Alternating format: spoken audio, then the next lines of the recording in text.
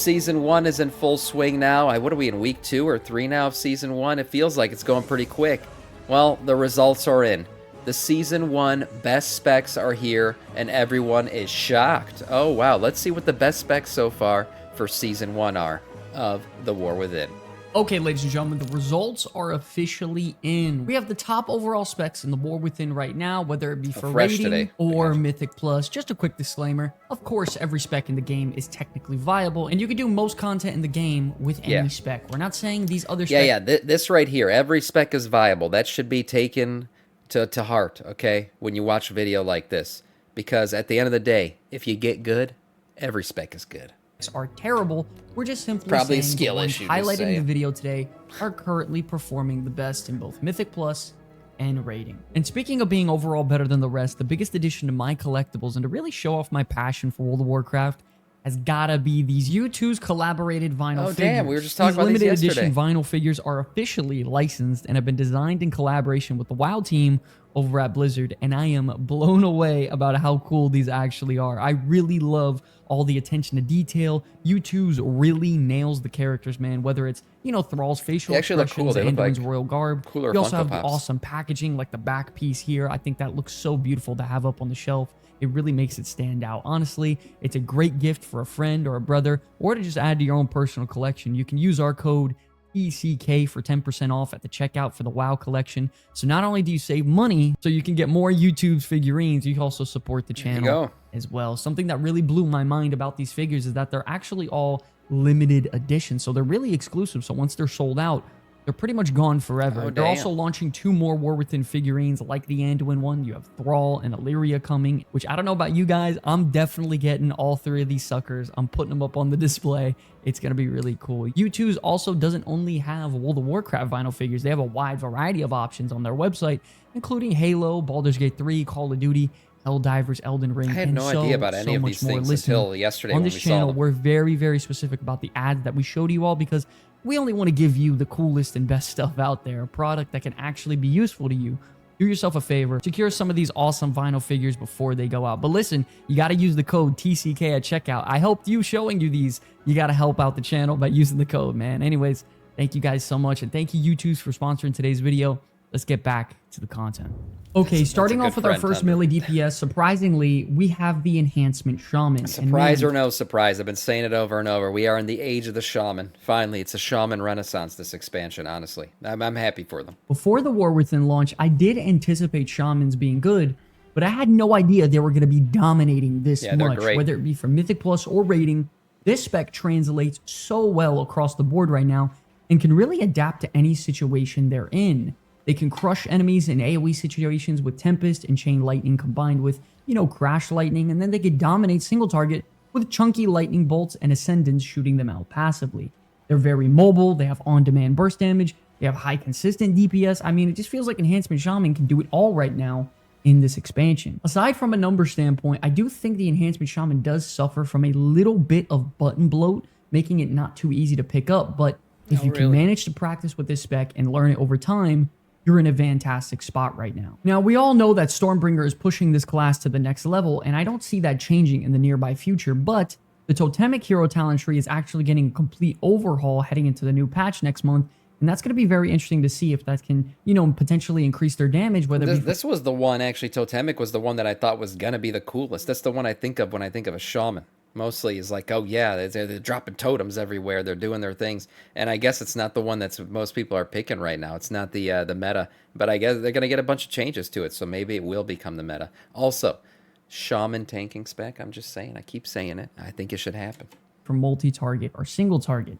Nevertheless, though, Enhancement is doing amazing right now across the board. And there's a reason why they're topping the charts in nearly all PvE content available. You have great utility, high burst, and consistent damage for both single target and AoE, good mobility, and a lot more. I love the enhancement so far this expansion. Moving on to our next melee DPS, we have the Juggernaut Furry Warrior. Yeah, we saw they were at actually the top of the overall damage charts for the first round of Mythic Narubar Palace. So yeah, they're doing pretty good. Obviously, they're doing the most DPS. Now that was overall damage, not single target. So clearly they are just AoEing the shit out of everything. But you can't deny they're doing a ton of damage right now. Warrior. Yeah, I know it isn't a surprise to see Fury Warrior this high, considering every time you check your DPS meters, they're near the top every Yeah. time. If you want to talk about a class that deals just unrelenting, consistent AoE and single target damage, Fury Warrior Yeah, has even got to single be the target, they were first good. one on that list. They deal fantastic damage in single target with Crushing Blow, Rampage, Slayer Strikes, and then in AoE, they have all their nuclear on-use cooldowns like Odin's Fury, Thunderous Roar, Blade Storm. I mean, if they use all these at once, pretty much everything dies in the area with Yeah, that's why they're so good at AoE, and even single target. I think they were top 5 on the chart. I gotta remember it, but yeah, AoE, they are just gods right now. They're bursting down everything. makes them really satisfying to play. Fury Warrior was so much fun, and I loved playing it in my time during the beta. The rotation is very, very smooth. It's very straightforward. It's simple, and damn, it is so effective in all departments. Their Slayer hero talent tree is also fantastic and works so well with the regular Fury talent tree because it's almost entirely passive, but in a good way that makes it feel impactful and effective, unlike some of the more passive hero talent trees out there from other classes. I also love that you have some good mobility with Fury Warrior as well, and your role in a group is very simple.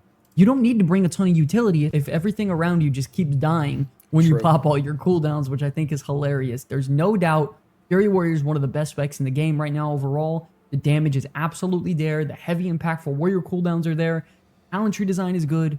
Simple and effective rotation. Overall, fantastic spec so far in the War Within. Moving on to another fantastic melee DPS spec, we of course got to talk about the Retribution Paladin. The redesign for this spec has done wonders overall for it, making it very straightforward, simple. I thought also dealing Retribution a was crap load of damage every in an 30 okay spot. I know that they had kind of fallen off for a second, especially after the Fearlath bonuses and everything were gone early in the season.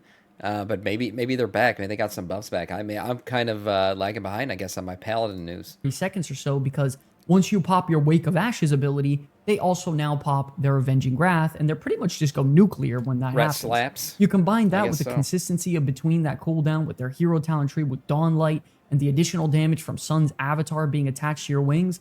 Boy, oh boy, you have a DPS spec that is just incredibly consistent, easily amongst the best when it comes to topping the charts on your average, Mythic Plus and Raid group. I do think Rep Paladin will struggle over time because I don't think it will scale as well as some of the other classes. But at this very moment in time, Ret is blasting. I love the fact that Ret Paladin has probably some of the most utility in the game also.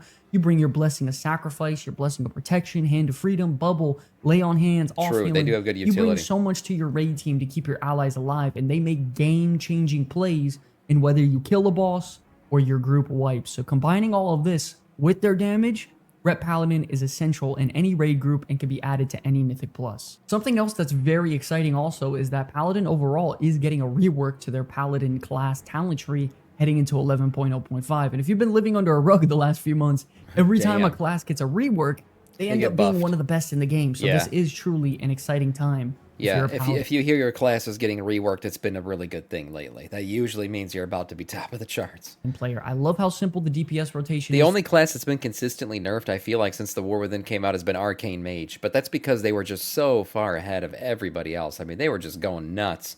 Like 10% higher on the DPS charts than everybody else when you just perfectly parse it out. So they've been getting nerfed here and there, but I still believe they are top 2 or 3 on both AoE and single target right now. for Ret Paladin. Their AoE on-demand damage is nuclear while also having consistent sure DPS Arcane is with gonna come up Dawnlight, in this- everything in this else in their list. kit. They excel in the execute phase with Hammer of Wrath, bring some of the most utility in the game, you name it. The Ret Paladin has it. Absolutely fantastic melee DPS spec right now.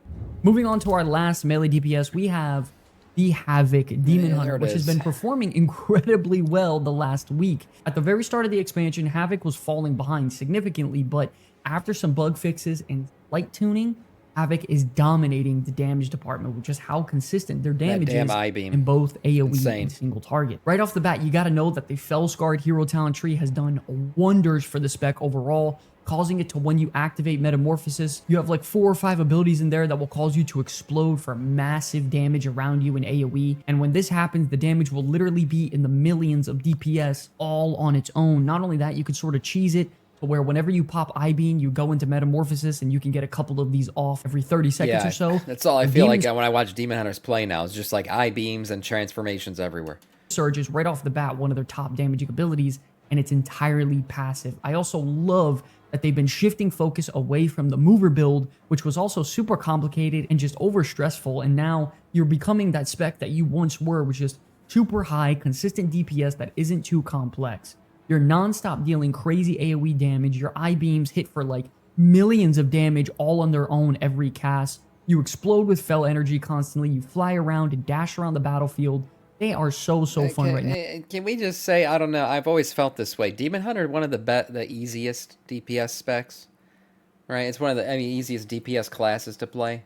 I always felt like they don't have a lot of abilities. They're really like the kids who used to eat the crayons in class. Like those are the people who play Demon Hunter for the most part. I don't know if Achilles is still in here, but yeah, I just feel like they've always had a limited amount of abilities. They pop a lot of the shit. They look like they're fun to play, but I don't feel like they're that hard. It was complex in Dragonflight, really. Well, maybe they've been dumbed back down a little bit, because I don't feel like they're that complicated when I watch people play them.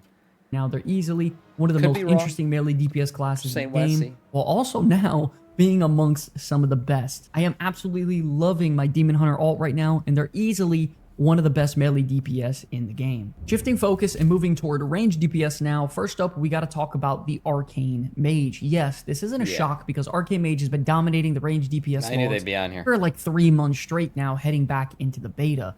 The rework for Arcane has done wonders for the spec because the class was once super complicated and bloated, and now it's very straightforward, fun, engaging, and you will deal nuclear damage if you're good at this spec. The class is so simple, in fact, that typically your Arcane Barrage, Arcane Blast, and Arcane Missiles equal out to about 60% of your damage with just... I believe it's a simple class, Arcane, but it's all about like management of mana and stuff. That's how I remember it being played for a long time. Arcane was always about managing your rotation properly with your mana, positioning yourself properly so you can actually cast things.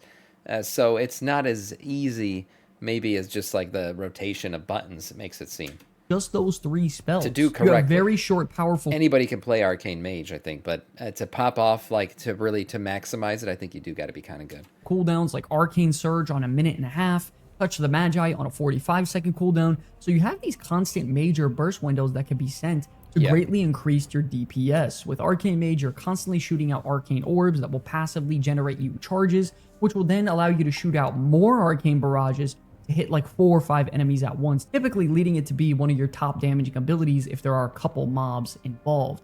You have a very passive hero talent tree with Sun Fury that goes well with Arcane, and you summon your Arcane Phoenix to deal a ton of damage as well. You have some meteorites coming out from them, and you duplicate some of your spells, making a nice passive hero talent tree for Arcane because Arcane on its own is very well designed, and having something impeding on the rotation would just be bad. So I'm loving Arcane Mage right now. So is everybody else that's playing Mage, and there's a reason everybody is playing this spec right now, and it's overall some of the best ranged DPS in the game. Now, if you would have told me a month ago that Devastation Evoker would be one of the top DPS, I for sure would not have believed you. It's so funny to me because I believe they're top as a Devastation Evoker, your Disintegrate and Bombardment on their own equal out to about 60% of your damage, which cracks me up about how straightforward this class actually is. The only reason this class is doing as good as it is right now is because of their Scale Commander hero talent tree, which causes your Disintegrate to occasionally be AoE and also afflict your target with Bombardment. The Bombardment debuff can proc off your allies as well and cause them to take additional damage. When they take this damage... I think they're they're much better at AoE damage than single target right now. I remember seeing them. I'm pretty sure they're top 5 on in terms of AoE damage overall. But I don't know, how are they doing in single target? We've been bringing them to raid, but I haven't paid attention. It will reduce the cooldown of your Deep Breath ability, leaving your Deep Breath on about roughly a 45-second cooldown, allowing you to use it constantly and just nuke down waves of enemies all at once, and you're just flying around with your wings up in the air, and it's just very, very satisfying. I've always loved Devastation Evoker as a ranged DPS, and I'm really happy it's getting its time in the spotlight right now. DPS. It's very fun in raid. It's great in Mythic Plus with all their crazy AoE. You pop your Empower abilities like Fire Breath, Eternity Surge, and then you combine it with your Deep Breath, and you just watch all these numbers flow on your screen and just cover everything. You're just, sitting there as a dragon watching the world burn. It's very, very satisfying. I love the Devastation Evoker. It's great on the move with Hover. I love their consistent AoE DPS with Disintegrate. It's always very satisfying lining up all these abilities and having some massive burst windows. And the fact that you can now steer Deep Breath as well is a very nice quality of life feature. I love Devastation Evoker. It's blasting right now. absolutely fantastic spec. Moving on to our next ranged DPS spec, we have another very big surprise with the Destruction Warlock. Now listen, I'm not gonna lie, for a long time, Affliction Warlock was dominating. Affliction was dominating, but I do feel like overall Warlock's been kind of down. Like typically one of the 3 Warlock specs was always, it feels like they were always like top 2 or 3. And I don't think that's where they are right now. Now, I guess Destro Warlock is the best of the Warlock specs and is doing pretty good. But I do feel like overall Warlock is a little bit down right now in terms of like what's expected of a Warlock. Like you can't tell somebody who plays Monk like, oh, you're down because you're not top 3. Because they're not always top 3 and you usually won't see them there. But Warlock, typically one of their specs is, but I don't feel like they are right now. Right now I'd say it's probably like Fury Warrior, Arcane Mage, and then what's another that's typically top 3 right now? Maybe Devastation Evoker. And I was expecting it to do so for a Warlock while, right now. but lo and behold, here we are. Destruction Warlock is back. Between Chaos Bolt hitting for over 1 million damage a cast, Shadow Burn hitting for nuclear damage as well, while also being instant cast and being great in an execute scenario. And also you got your Diabolic Ritual summoning demons from the Legion to help you in battle, dealing a very consistent damage from your hero talent tree. I mean, dude, holy crap, the structure of Warlock right now has become fun out of nowhere again. It actually feels like your abilities have meaning with the class. Things feel good to press, and when you press them, enemies just start dropping. God forbid you get a Ruination proc from your hero talent tree, and then you drop a meteor on someone's head for like 2.4 million damage per enemy hit. It is so funny, man. I just sit back and laugh like an evil villain whenever that happens. All jokes aside, Destruction Warlock is doing very, very well right now in damage. Of course, it lacks some mobility, but it makes up for it with abilities that feel meaningful to press, a really badass hero talent tree. You have a lot of utility as well with Healthstones, portals, summons. This class is doing really, really well. The buffs this class has gotten over the last few weeks have done wonders for it overall, and I couldn't be happier for you Warlock mains out there sticking it out. Nuclear damage, great utility, kick-ass hero talent tree. What else do you need from a ranged DPS spec? And lastly, for our ranged DPS, we have a very big surprise Beast Mastery with Hunter. the Beast Mastery Hunter. I believe Beast Mastery Hunter is the #1 single target damage spec in the Mythic Narubar raid, basically a spec tree right now. They were pumping the most single target damage of any class spec in the game right now. I know previously I voted that this would be the worst DPS spec overall in the game, but they have been seeing significant buffs over and over again the last few weeks, and it's going to continue to do so heading into 11.0.5 next month. Beast Mastery is doing struggle in fantastic AoE, on but the single move target, damage, allowing them to avoid mechanics very easily in a raid, while also being able to consistently deal all their damage, making them very valuable. Not only that, the buffs to Dark Ranger hero talent tree has pushed it into the #1 hero talent tree slot for BM, and that's before the complete rework it's getting next month, which is crazy to me. Your Black Arrow and Shadow Hounds are equaling out to roughly 15% of your damage, which is very solid for a hero talent tree. And don't hate me for saying, when that's happening, what's really good for the Beast Mastery Hunter is that means they're going to consistently pump. When it's their pets that are doing the majority of damage, they can run around, position themselves properly, actually do the mechanics, hopefully. Hopefully they're doing the mechanics. I don't know, hunters, sometimes you don't know what they're doing. But when it's their pets doing that much damage, it really does allow them to just, position themselves properly constantly and just pump really hard. Saying this, but personally, I do think the rotation for BM is a bit bland and very stale, but other than that, I mean, the spec does its job. Huntmaster's Call and Dire Beast actually deal damage for the first time in freaking forever. Kill Command is blasting right now. You have a decent gameplay integration of, trying to upkeep your barb shot, which is kind of fun. And personally, I've always loved the theme of having minions or beasts around me to deal most of my damage. If you're looking for a spec that is straightforward, deals a crap ton of damage, and is even getting major buffs and changes in the next patch, Beast Mastery Hunter for sure should be on your list because this class is doing some great damage right now, and the future is looking bright. Shifting focus and going to healers now, starting off with the best healer in the War Within has to go to the Preservation Evoker. Your Spirit Bloom build that plays with Chrono Warden is just blasting right now in terms of healing per second. You have your Enhanced Living Fame with the Chrono Flame, and it gives you some incredible spot healing as well as damage if needed. You use Tip the Scales with your Chrono Warden. Yeah, I feel like I've been seeing the Evokers at the top of the healing charts this round, so for sure, they probably are one of the best. Gives you a massive buff to your haste and cooldown recovery rate, as well as giving some of your abilities Threads of Fate after you use them, which buffs your allies similar to how Augmentation does, which is really cool. You're constantly using Verdant Embrace to give some chunky spot heals as well to targets, while also giving you some nice mobility. You have insane AoE healing with Spirit Bloom and Dream Breath.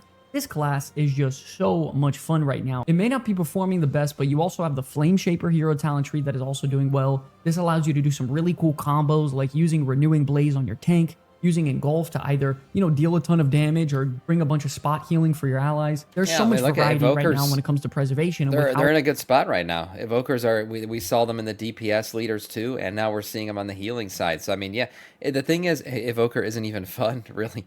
The thing about Evokers is they are in their post-expansion right now. Typically what we've seen in the past was like a hero class. Once they leave their expansion, where like they were gods during that expansion, we usually see them fall off. But I feel like Evoker's been doing really good.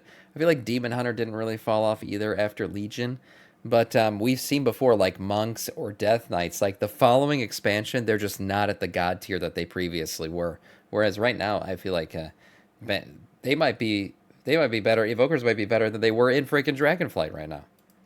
How well they're all doing, you really get the best bang for your buck when it comes to healers. I'm loving Preservation right now, and even Invoker as a class as a whole, really, really solid so far in the War Within. Next up, we also have my favorite healer, the Restoration Shaman. And now listen, I'm not being biased here because good lord, I think everybody else can admit that Restoration Shaman is killing it right now. They got a nice little update in the beta, including a nice party-wide buff with Sky Fury, a class tree rework, making things so much more streamlined, making it easier to pick up key nodes like Ancestral Guidance, Totemic Recall, Stone Bulwark Totem, which is their new defensive. Not only that, nice. Restoration Tree in particular got a lot of 2-point nodes condensed down to 1-pointers, and I just really love the interactions with making your healing stream totem feel much stronger with their brand new hero talent tree.